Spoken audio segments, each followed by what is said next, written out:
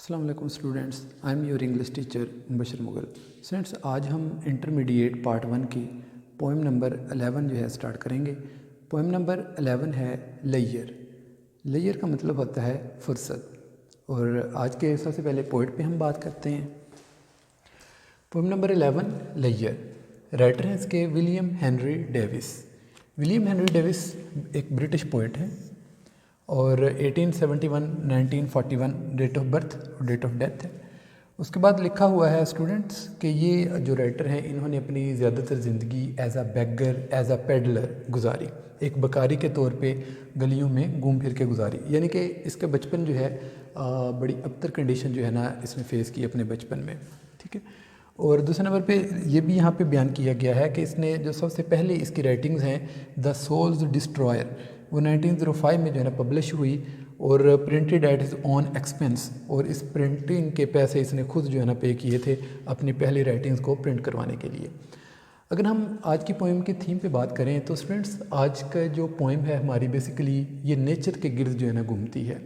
यानी कि आपको पता है द रेन भी विलियम हेनरी डेविस ने ही लिखी है और उसमें हमने जिक्र किया था कि विलियम हेनरी डेविस की जो राइटिंग्स हैं उसके दो मेजर थीम हैं, एक है नेचर और दूसरे नंबर पे है सफरिंग्स ऑफ द पुअर।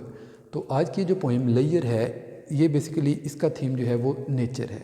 और नेचर में बताया ये गया है कि आज का जो बेसिकली जो मॉडर्न मैन है उसके पास कुदरत को फितरत को देखने के लिए वक्त नहीं है।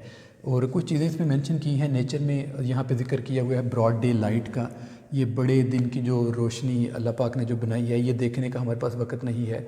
स्ट्रीम्स फुल ऑफ स्टार्स, यानी कि सितारों भरी नदियाँ देखने का हमारे पास वक्त नहीं है।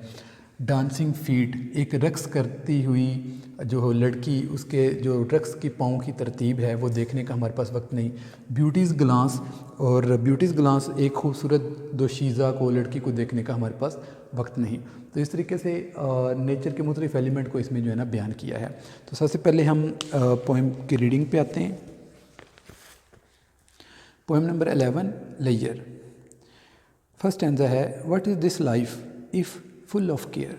इस ज़िंदगी का क्या करना अगर ये मुश्किलात से भरी हो, परेशानियों से भरी हो। We have no time to stand and stare. हमारे पास वक्त नहीं है खड़े होने का और गौर फिक्र करने का। स्टेयर गौर फिक्र करना। No time to stand beneath the boughs. हमारे पास वक्त नहीं है टहनों तले शाखों तले खड़े होने का। एंड स्टेयर और गौर फिक्र करने का। As long as sheep are cows, जितना के वक्त होता है भेड़ और गाय के पास। यानी कि जितना के वक्त भेड़ों और गाय के पास होता है वो टहनों और शाखों तले खड़े जो हैं वो गौर फिक्र करती रहती हैं। यहाँ बेसिकली आज के इंसान का कंपैरिजन जानवरों से किया है कि हमसे तो जानवर बेहतर हैं जो थोड़ा बहुत गौर फिक्र करते हैं टहनों के नीचे खड़ा होके। हमारे पास तो उन जानवरों जितना भी वक्त नहीं है गौर फिक्र कर सकें। नो टाइम टू सी, हमारे पास देखने का वक्त नहीं है। इन ब्रॉड डे लाइट, इस बड़े दिन की रोशनी को, ये बड़े दिन की रोशनी हर चीज़ रोशन कर हो जाती है जब सूरज निकलता है। स्ट्रीम्स फुल ऑफ स्टार्स, ऐसे लगता है जैसे जो नदियां हैं वो सितारों भरी हैं। लाइक स्काईज एट नाइट, जैसा कि रात आसमान सितारों से भरता है। इसमें स्टूडेंट्स बेसिकली फितरत की खूबसूरती को बयान किया गया है। दिन में आपको पता है सूरज निकलता है और हर चीज़ को जो है ना रोशन कर देता है। उसी सूरज का जब अक्स है पानी पे पड़ता है तो एक वो बड़ा खूबसूरत मंजर बनता है। इसी तरीके से रात होती है तो चाँद और सितारे निकलते हैं। उन चाँद और सितारों का अक्स जो है वो पानी पे पड़ता है तो वो भी एक बड़ा खूबसूरत मंजर होता है। तो बेसिकली यहाँ पे पोएट ने नेचर की खूबसूरती बयान की है कि आज का जो मॉडर्न मैन है उसके पास वक्त नहीं है फितरत को देखने का। No time to turn at beauty's glance. Beauty's glance basically यहाँ पे एक दोशीज़ा के हवाले से बात की जा रही है। यानी कि कहा जाता है कि जो एक औरत है वो खुदा ताला की एक खुदा ताला का एक अजीम शाहकार है, खुदा के कामों में से एक अजीम शाहकार है। तो बेसिकली यहाँ पे पोएट जो है वो ये बात करना चाहता है कि हमारे पास इस अजीम शाहकार को देखने का वक्त नहीं है। اینڈ واچ ہر فیٹ، اور اس کے پاؤں دیکھنے کا، ہاؤ دے کین ڈانس، کہ وہ کیسے رقص کرتے ہیں.